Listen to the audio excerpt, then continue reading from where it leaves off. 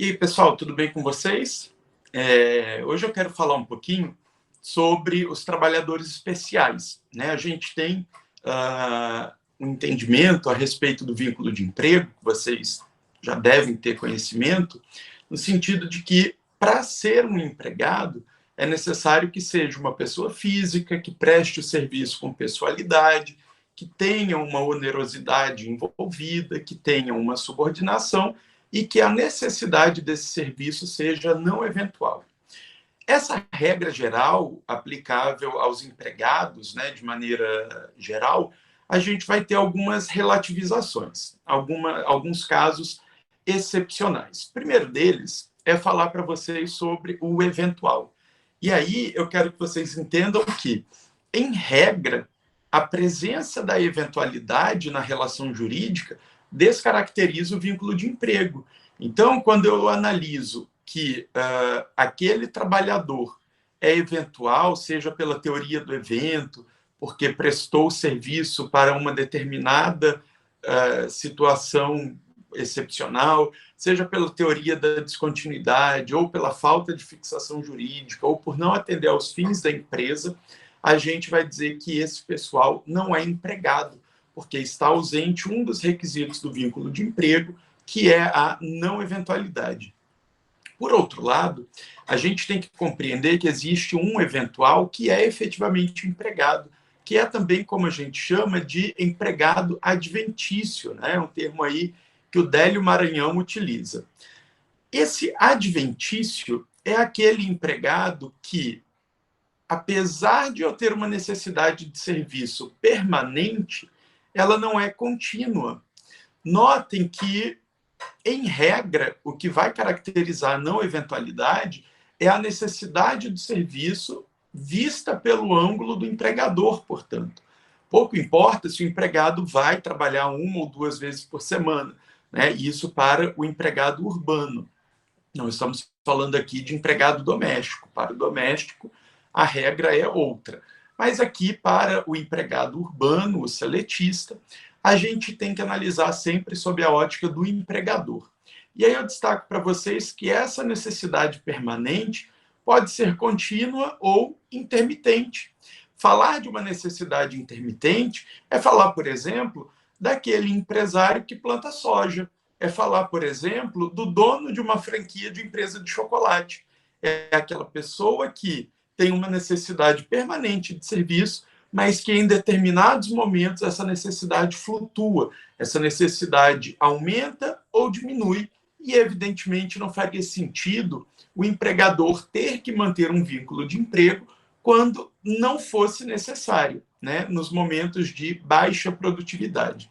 Então, esse empregado permanente, intermitente, né, de necessidade de serviço permanente, porém intermitente, a gente vai dizer que é um empregado adventício, um empregado eventual adventício. Notem que, se eu tenho a ausência de não eventualidade, em regra, repito, ele não vai ser considerado empregado. Eu vou ter apenas uma prestação de serviço que vai ser regida pelo Código Civil, ali pelos artigos 593 e seguintes.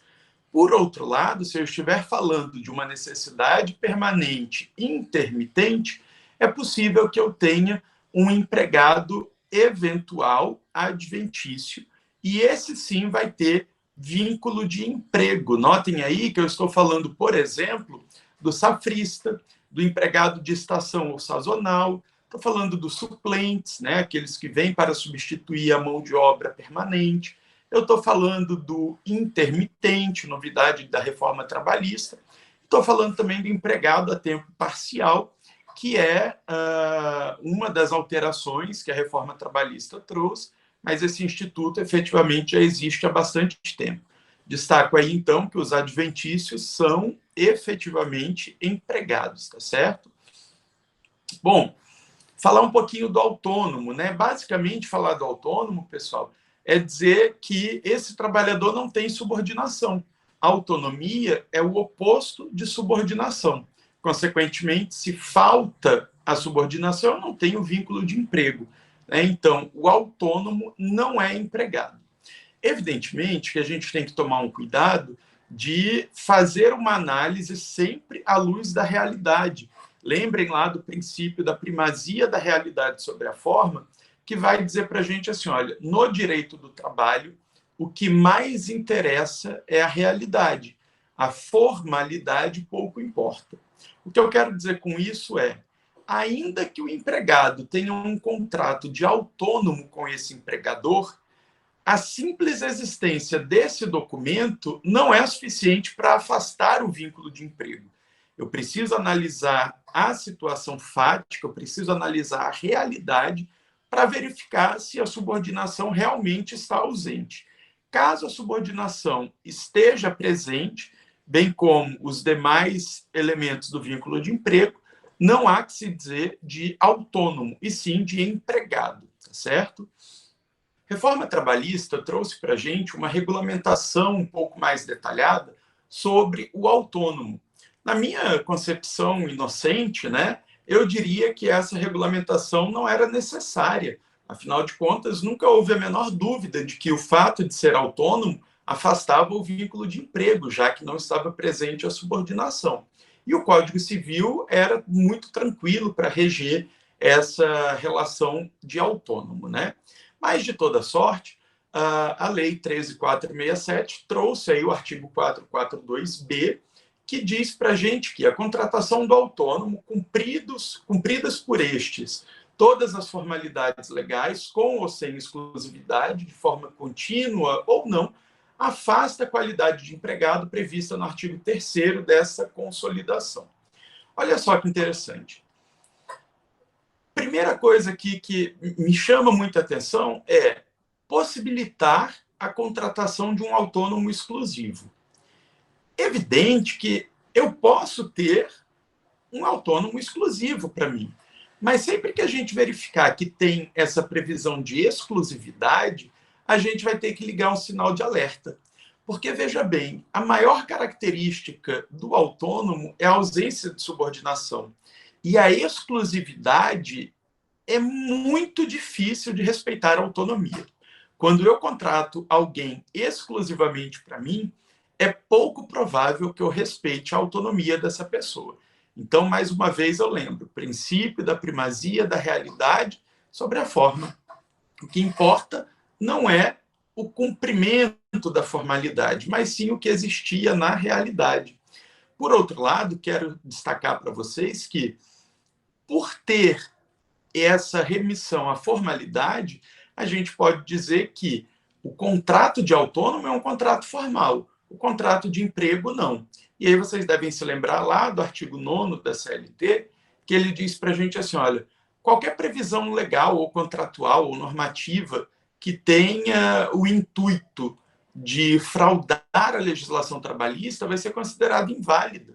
Então, veja, ainda que eu tenha um contrato dizendo que aquela pessoa é autônoma, a análise do intérprete do direito do trabalho não vai levar em consideração só essa formalidade, vai levar em consideração a realidade. E aí, analisando o caso concreto, se houver a presença de subordinação, está afastado o contrato de autônomo. E, portanto, desde que preenchidos os demais requisitos, vai estar caracterizado o vínculo de emprego.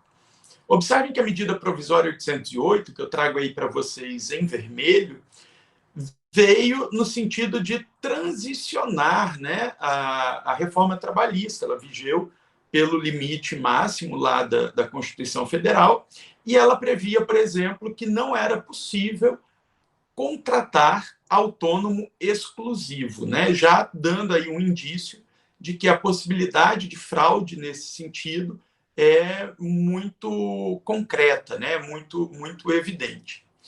E aí, olha só, é importante destacar esse parágrafo 6º, né, lá da medida provisória, que presente a subordinação jurídica será reconhecido o vínculo de emprego. Óbvio, se eu não tenho autonomia, então vai ter vínculo de emprego, tá certo? Ponto interessante aí, mais para a gente discutir, né? A Uber tem empregados ou tem apenas parceiros autônomos?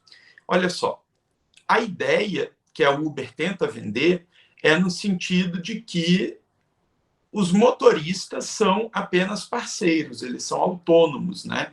No sentido de que a Uber não exerce nenhuma subordinação sobre eles. E, normalmente, também, essa tese de não haver o vínculo de emprego é uma tese que se firma também na ausência de não eventualidade. Então, a Uber usa dois argumentos básicos, né?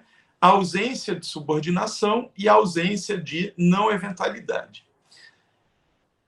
A despeito desse entendimento ser acolhido, inclusive, pelo TST em diversos julgados, eu, particularmente, não concordo com nenhum dos dois. E, de fato, diversos juízes reconhecem o vínculo de emprego e a gente já tem diversos países até regulamentando a questão no sentido de reconhecer o vínculo de emprego. Veja bem, falar de não eventualidade é pensar na ótica do empregador, né, no suposto empregador. Quando eu penso na empresa Uber, será que ela precisa de motorista de forma eventual ou não eventual?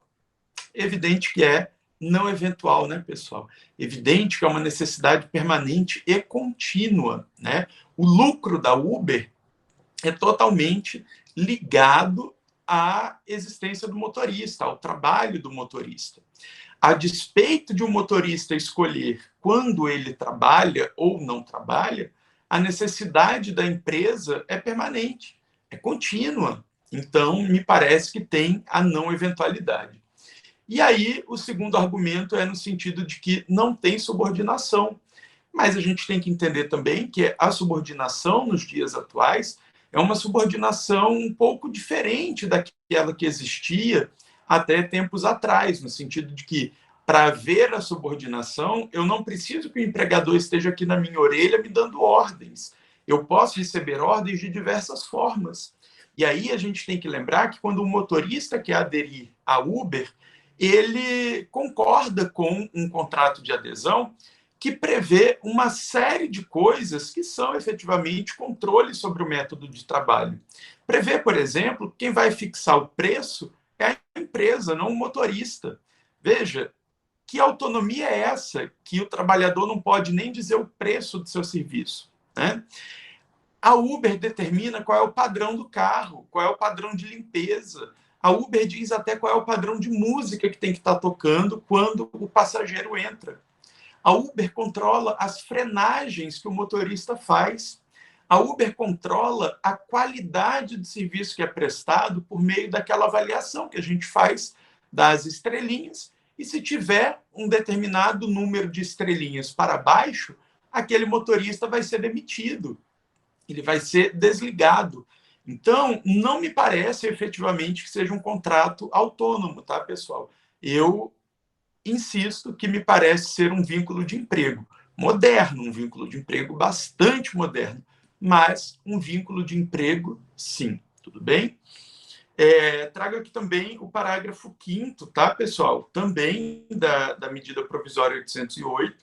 Desculpem por não estar vermelho, tá? Mas hoje o 442 é só o caput, tá certo? Então, parágrafo 5º e 6º também estão revogados, tá? Não estão produzindo efeitos.